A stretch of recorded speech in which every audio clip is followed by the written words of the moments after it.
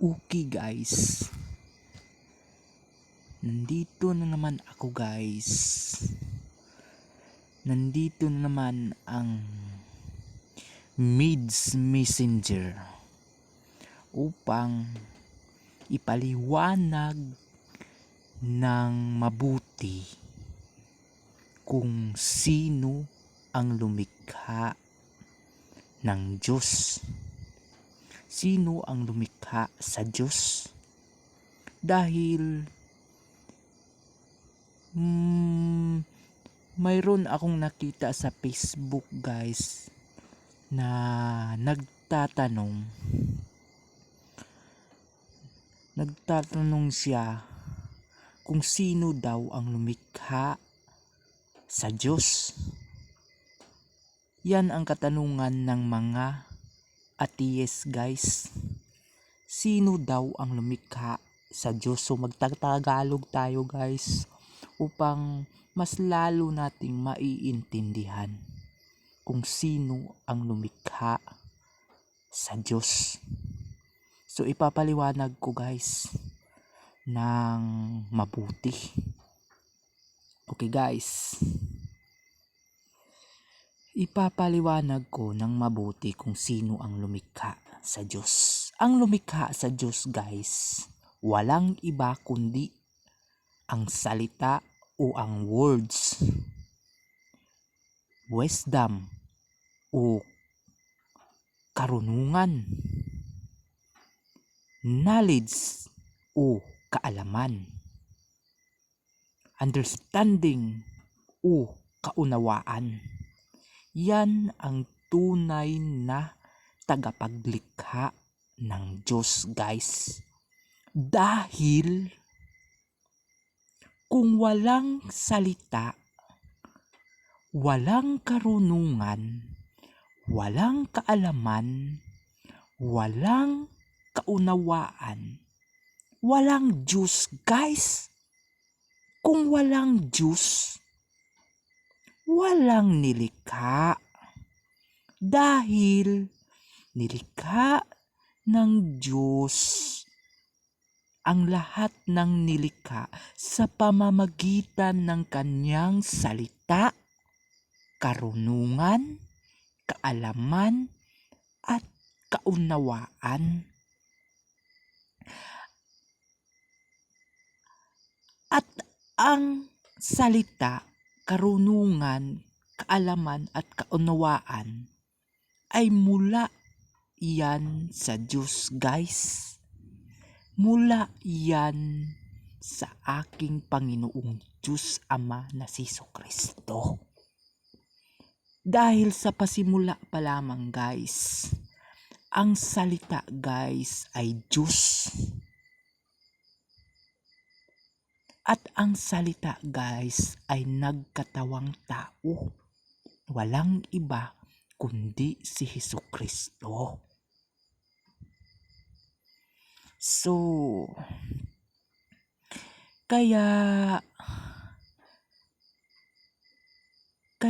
wag nyo nang itanong kung sino ang lumikha sa Diyos.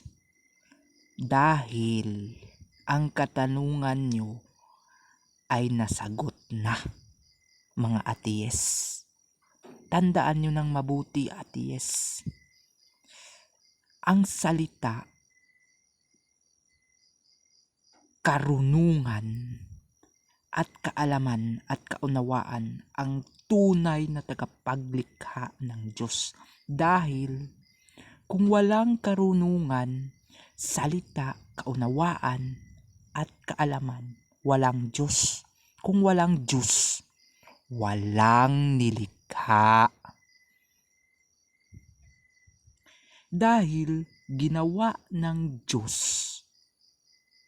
ang sanglibutan, ang langit at ang lupa, ang lahat ng nandoon sa langit, mga planeta, mga gamma rays, mga bituin, mga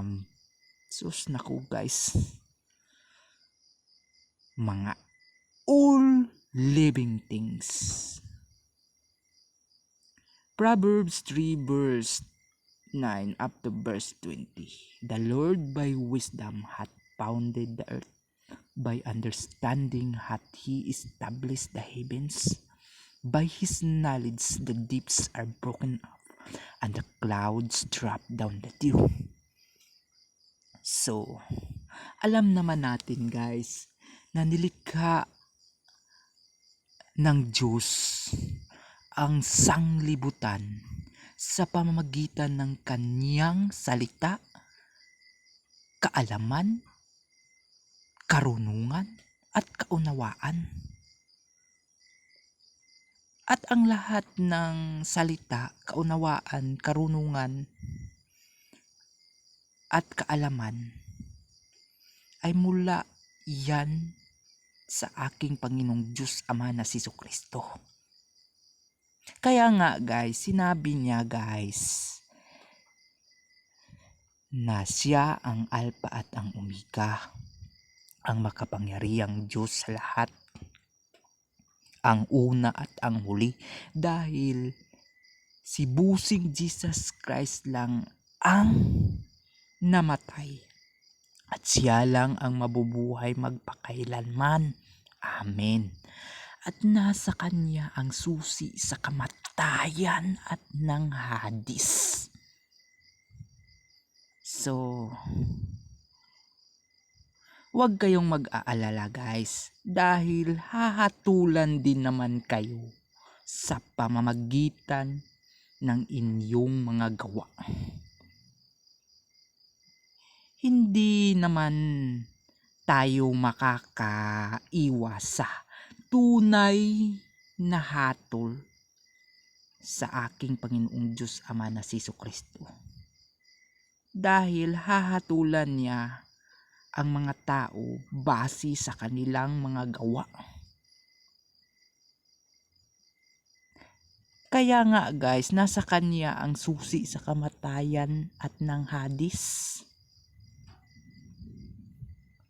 So, bago pa mahuli ang lahat guys, mag-isip-isip na kayo. Magbago na kayo sa mga tukso ni Satanas dito sa sanglibutan na ito guys. Dahil ang paghahangad na yumaman,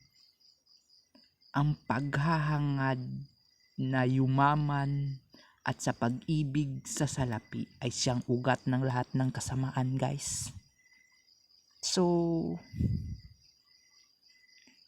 makontento na tayo guys kung meron tayong makain, kung meron tayong madamit, okay na yun.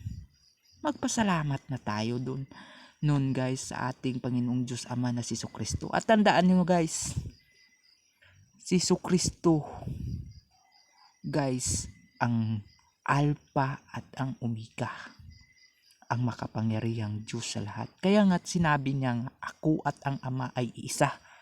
Kaya gusto siyang batuhin ng mga Hudiyo guys. Dahil sabi ng mga Hudiyo sa kanya guys, siya bagamay isang tao na nagpapanggap na Diyos dahil sinabi ni Jesucristo na siya at ang Ama ay isa. So ibig sabihin guys, idiniklara ni Jesucristo na siya ang tunay na Diyos Ama. Dahil ang mga Hudiyo guys hindi naniniwala sa mga gawang himala ni Jesucristo. Yun ang mga himala guys na ginawa ni Jesucristo, yung binuhay niyong patay, yung pinagaling niyong pilay, yung pinagaling niyong mga kitungin, yun ang tunay na ebidensya na siya at ang Ama ay iisa. So ibig sabihin, siya ang tunay na Diyos Ama. So, unawain nyo ng mabuti ang nasusulat doon sa John chapter 10 verse 25 up to verse, so kayo nang bumasa verse 30 up to verse 31, unawain nyo ng mabuti guys na gustong batuhin ng mga Hudiyo si Jesucristo. Dahil daw si Jesucristo daw ay namumusong. Hindi nila matanggap na si Jesucristo ang tunay na Diyos Ama. Hindi sila naniniwala sa gawang himala ni Jesucristo, guys. Hindi sila naniniwala sa barang.